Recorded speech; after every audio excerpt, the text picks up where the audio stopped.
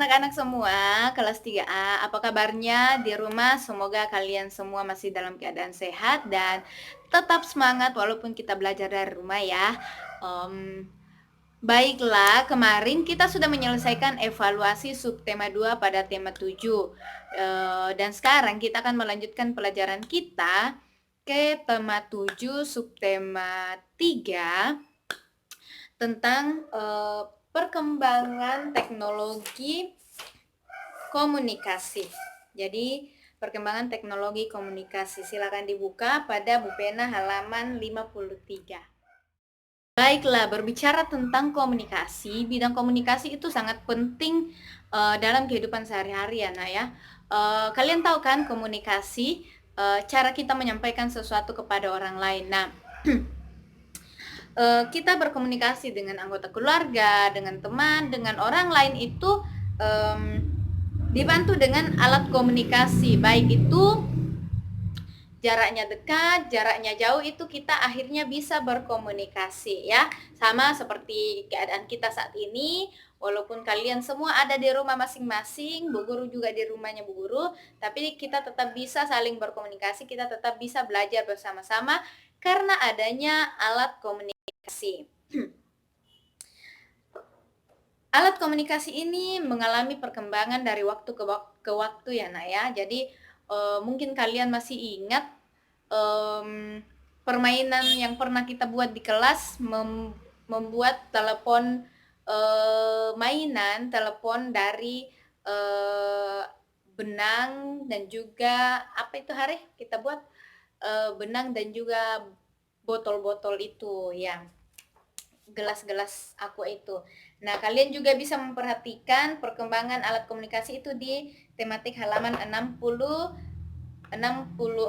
Nah, sekarang untuk mengetahui bagaimana perkembangan alat komunikasi itu dari waktu ke waktu, dari zaman dulu sampai saat ini kita bisa berkomunikasi seperti ini, tentunya kita bisa menemukan banyak informasi dari berbagai hal, misalnya teks, bacaan, gambar, dan majalah, dan banyak lagi. Nah, kita untuk muatan bahasa Indonesia ini kita masih diajak untuk menemukan informasi penting melalui kata-kata kunci yang ada dalam teks agar kita tahu apa isi dari teks tersebut. Terkhusus bagaimana kita mengetahui perkembangan komunikasi, ya kita akan menemukan informasinya dari teks-teks yang akan kita baca.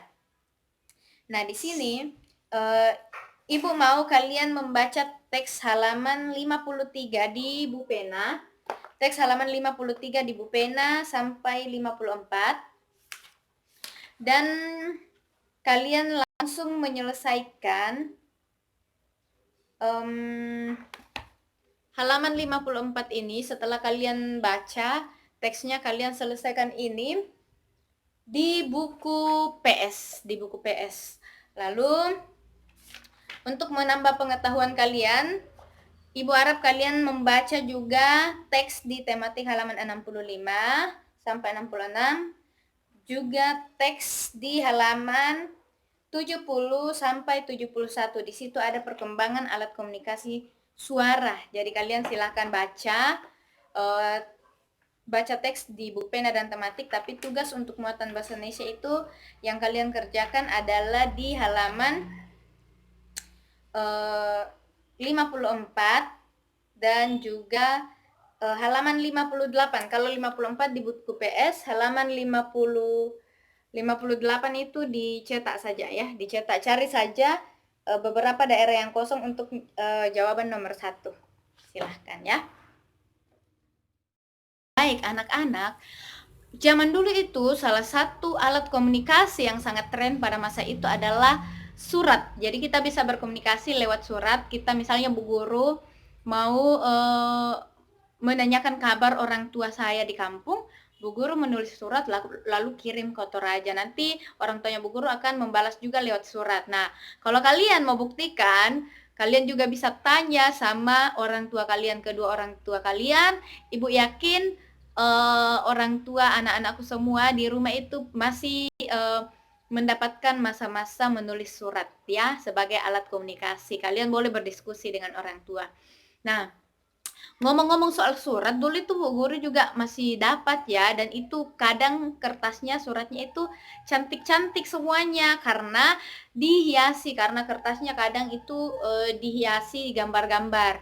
Nah, mengenai hiasan kita sudah pernah belajar tentang bagaimana menghias. Nah, kalau mengingat hiasan atau mempercantik suatu benda, tentunya kita mengingat karya dekoratif ya. Karya seni dekoratif. Kalian boleh lihat di halaman 54. Karya dekoratif merupakan karya yang bercorak hiasan. Intinya kalau kita mau menghias berarti itu kita membutuhkan karya dekoratif. Nah, unsur-unsur rupa dalam karya dekoratif itu ada titik, kalian pasti masih ingat titik, garis, bidang, dan ya warna. Nah, titik, garis, dan bidang itu bisa dibedakan berdasarkan kerumitannya. Sedangkan warna itu bisa dibedakan menjadi warna primer dan warna sekunder. Kalian sudah pernah mempelajarinya. Ibu ingatkan kembali bahwa warna primer itu adalah warna dasar untuk menghasilkan warna sekunder. Contoh warna primer adalah merah, kuning, dan biru. Sedangkan contoh warna sekunder adalah hijau, orange, toska, dan krem. Jadi warna sekunder ini adalah hasil perpaduan warna dasar, ya. Nah, karya dekoratif dapat dibuat untuk menghias sebuah benda, termasuk amplop tadi, termasuk surat tadi. Makanya kalau misalnya mau tulis surat buat mamanya, kalau zaman dulu dikasih cantik-cantik itu, pinggir-pinggirannya itu dihiasi biar kelihatan bagus. Nah, benda-benda yang dihias dengan karya dekoratif biasanya adalah buatan tangan atau handmade. Nah, benda-benda yang dihias dengan karya dekoratif itu contohnya poster, kartu pos, surat, dan kartu ucapan. Nah, kartu ucapan sendiri kita sudah pernah buat ya di kelas kita. Nah, sekarang kalian lihat di halaman 55. Kalian lihat di halaman 55, di sini ada soal 3 nomor. Nomor 1 dan 2 kalian jelaskan, itu kalian isi saja di daerah yang kosong. Langsung dijawab, dicetak saja.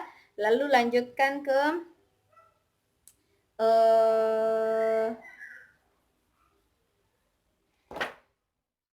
nanti kalian lanjutkan menghias kotak-kotak di sini dengan menggunakan hiasan dekoratif. Ingat unsur-unsurnya. Karya dekoratif itu ada garis, bidang, apalagi warna, dan bidang ya, dan titik. Jadi kalian buat saja, terserah sesuai dengan kreasi kalian. Silahkan langsung dibuat di sini ya. Lalu kalian juga bisa, kalau kalian mau, kalian juga bisa mencari satu lembar kertas kalian di rumah atau kertas HVS, seolah-olah kalian ingin menulis surat kepada mama papanya atau menulis surat untuk bu guru. Ya, boleh. Kalau ibu kasih tugas, kalian boleh buat satu kertas, kalian seolah-olah ingin menulis surat buat bu guru tentang selama sudah berapa minggu ya kita tidak bertemu, kalian boleh tulis surat. Dan nanti boleh difoto atau boleh difoto baru nanti disimpan, dikasih ke bu guru ketika kita sudah masuk sekolah nanti, oke? Dan dihias dengan cantik. Nah, sekarang kita lihat contoh ini, contoh amplop ini. Kita menghitung keliling amplop ini dengan melihat panjang hiasan bunga di sekeliling amplop. Jadi panjangnya ini menentukan kelilingnya, makanya bu guru memberi tanda dengan menarik garis di setiap keliling dari amplop tersebut dengan menarik garis tebal mengikuti panjang hiasan tersebut. Nah, itulah kelilingnya. Jadi nanti tinggal dijumlah dari sini, sini, sini, sini. Nah, selanjutnya contoh yang lain, panjang garis di sekeliling rambu menunjukkan keliling dari rambu lalu lintas. Jadi ibu mengikuti tepiannya, jadi jumlah seluruhnya inilah nanti yang menjadi keliling. Oke. Nah, kalian juga bisa melihat contoh yang lain pada tematik halaman 68. Di sini ibu menebalkan garis yang merupakan keliling dari bangun tersebut, ya. Ibu tebalkan garisnya. Jadi ini. Jadi ini garis di dalam itu Ibu tidak tebalkan karena itu bukan garis untuk menghitung keliling bangun tersebut. Oke, sampai di sini paham ya? Sekarang kalian coba juga mencari keliling dari benda-benda yang berbentuk bangun datar. Kalian berlatih menebalkan bagian yang merupakan keliling itu di latihan halaman 56 Bu Pena sampai 57. Ada 2 nomor. Dan juga di tematik halaman 68 cukup nomor 2 saja. Halaman 68 hanya nomor 2 saja. Oke. Nah, sekarang Ibu ingatkan kembali tentang salah satu alat komunikasi yaitu telepon. Nah, kita bisa membuat mainan berupa telepon mainannya seperti yang pernah kita buat di kelas, itu telepon dari benang dan juga aqua gelas, dan itu dari kaleng juga, dan itu sangat seru untuk dimainkan ya. Dan tentunya kalian bisa bermain dengan teman kalian.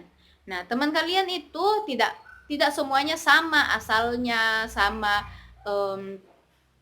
warna kulitnya, sama sifatnya dengan kamu. Pasti berbeda-beda. Semua orang memiliki perbedaannya. Jadi kita harus saling menghargai. Jadi kalau kita walaupun kita berbeda suku, berbeda agama, ras, tapi kita tetap bisa bermain bersama, bisa bermain telepon-teleponan, ya kan, bisa bermain kirim-kirim surat tanpa memandang latar belakang atau perbedaan dari teman-teman kita. Nah, karena apa? Perbedaan suku, misalnya teman kita ada yang dari Jawa, ada yang dari Manado, Batak, Medan, dan Toraja, beda-beda. Tapi karena kita saling menghargai, maka kita hidup rukun, kita bisa bermain bersama. Nah, perbedaan suku ini harus kita jaga karena itu adalah sebuah kekayaan bangsa Indonesia. Jadi kita harus bangga memiliki perbedaan itu dan kita harus memupuk, menjaga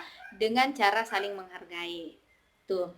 Nah, supaya kalian lebih memahami lagi bagaimana menghargai perbedaan, silakan kalian lihat di Bu Pena halaman 59, silakan dikerjakan di buku PS-nya, dijawab dengan kalimat jawaban dan tulisan yang rapi ya.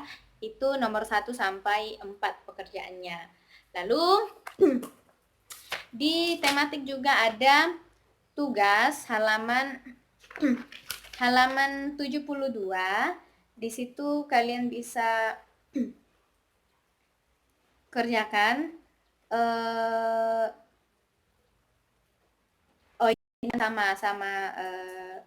sama soalnya. Jadi kalian cukup membahas saja, mengerjakan ini dikerjakan di tematik saja.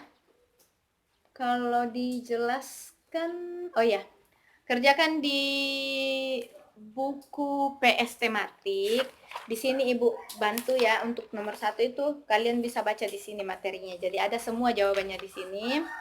Kalian bisa baca dan silahkan dikerjakan. Baiklah, demikian pembelajaran kita hari ini.